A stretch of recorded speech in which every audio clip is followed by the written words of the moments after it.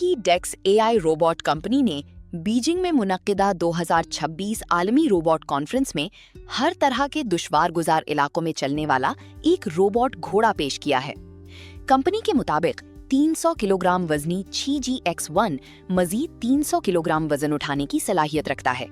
ये रोबोट भारी सामान की नकलो हमल और हंगामी इमदादी कार्रवाइयों के साथ साथ सरहदी गश्त और निगरानी के काम भी अंजाम दे सकता है। ये नाहमवार और दुश्वार गुजार इलाकों में मुहिमात और दीगर सरगर्मियों के लिए एक ज़हीन ज़ाती सवारी के तौर पर भी काम करता है।